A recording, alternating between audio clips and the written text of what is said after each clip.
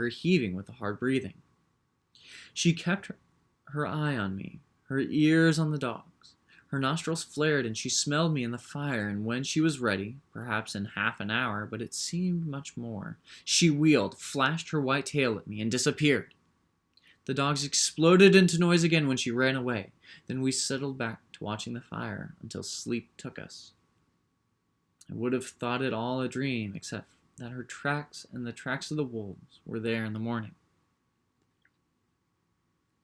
Fear comes in many forms, but perhaps the worst scare is the one that isn't anticipated, the one that isn't really known about until it's there. A sudden fear, the unexpected.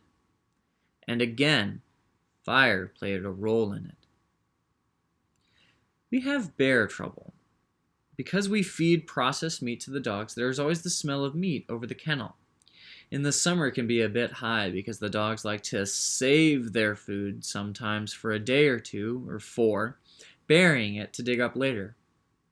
We live on the edge of wilderness, and consequently the meat smell brings any number of visitors from the woods. Skunks abound, and foxes and coyotes and wolves and weasels, all predators. We once had an eagle live over the kennel for more than a week, scavenging from the dogs, and a crazy group of ravens has pretty much taken over the puppy pen. Ravens are protected by the state, and they seem to know it. When I walk towards the puppy pen with a bucket of meat, it's toss-up to see who gets it, the pups or the birds. They've actually pecked the puppies away from the food pans until they have gone through and taken what they want. Spring, when the bears come, is the worst. They have been in hibernation through winter, and they are hungry beyond caution. The meat smell draws them like flies, and we frequently have 2 or 3 around the kennel at the same time. Typically, they do not bother us much, although my wife has had a bear chase her from the garden to the house one morning. But they do bother the dogs. They are so big and strong that dogs fear them, and the bears trade on this fear to get their food. It is common to see them scare a dog into his house and take his food. Twice we have had dogs killed by rough bear swats that broke their necks, and the bears took their food.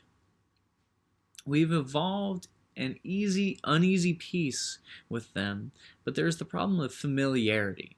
The first time you see a bear in the kennel, it's a novelty, but when the same ones are there day after day, you end up naming some of them.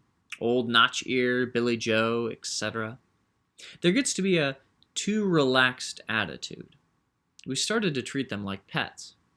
A major mistake. There was a large male around the kennel for a week or so.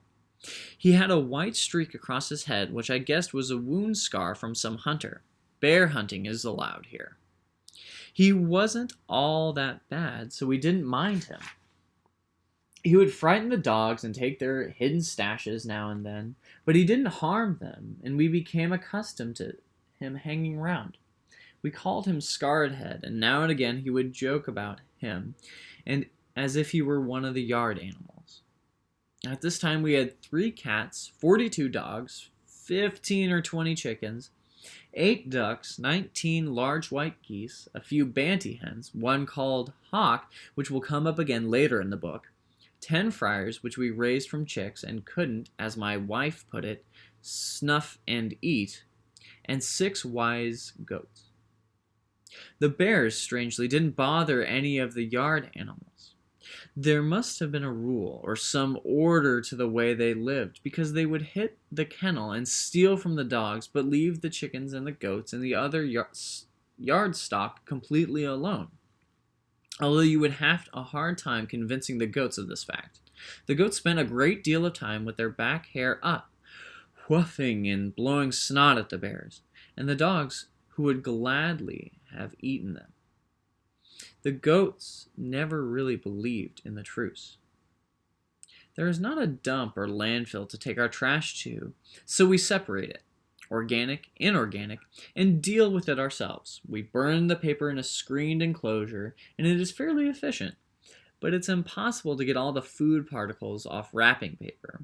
So when it's burned, the food particles burn with it and give off a burnt food smell.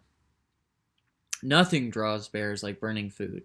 It must be that they have learned to understand human dumps, where they spend a great deal of time foraging. And they learned amazingly fast. In Alaska, for instance, the bears already know that the sound of a moose hunter's gun means there will be a fresh gut pile when the hunter cleans the moose. They come at a run when they hear the shot. It's often a close race to see if the hunter will get the moose before the bear takes it away. Because we're on the south edge of the wilderness area, we try to wait until there's a northerly breeze before we burn, so the food smell will carry south. But it doesn't always help. Sometimes bears, wolves, and other predators are already south, working the sheep farms down there where it is more settled. They take a terrible toll of sheep. We catch them on the way back through. That's what happened one July morning. Scarhead had gone for 2 or 3 days, and the breeze was right. So I went to burn the trash. I fired it off and went back to the house for a moment, not more than 2 minutes. When I came back out, Scarhead was in the burn area. His tracks, directly through the tomatoes in the garden, showed he had come from the south. He was having a grand time. The fire didn't bother him. He was trying to reach a paw in around the edges of the flame, to get at whatever smelled good. He had torn things apart quite a bit, ripped one side of the burned enclosure, and I was having a bad day, and it made me mad. I was standing across from the burning fire from him. Without thinking, because I was so used to him, I picked up a stick and threw it at him and yelled, "Get out of here!" I have made many mistakes in my life, and will probably make many more, but I hope never to throw a stick at a bear again. In one rolling motion, the muscles seemed to move within the skin so fast that I couldn't take half a breath. He turned and came for me, close. I could smell his breath and see the red around the sides of his eyes. Close on me, he stopped and raised his back paws and hung over me, his forelegs and paws hanging down, weaving back and forth gently as he took his time, decided whether or not to tear my head off.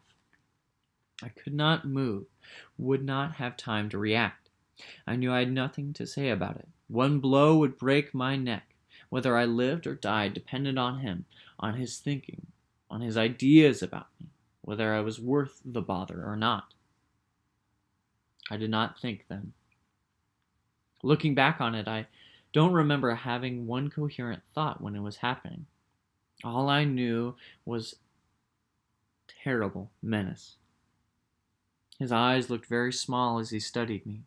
He looked down on me for what seemed hours. I did not move, did not breathe, did not think or do anything. And he lowered. Perhaps I was not worth the trouble. He lowered slowly and turned back towards the trash, and I walked backwards halfway to the house and then ran, anger growing now, and took the rifle from the gun rack by the door and came back out. He was still there, rummaging around through the trash. I worked the bolt and fed a cartridge in and aimed it at the place where you kill bears and began to squeeze. In raw anger, I began to take up the 4 pounds of pull necessary to send death into him. And stopped. Kill him for what? That thought crept in. Kill him for what? For not killing me? For letting me know it was wrong to throw sticks at 400-pound bears? For not hurting me? For not killing me? I should kill him?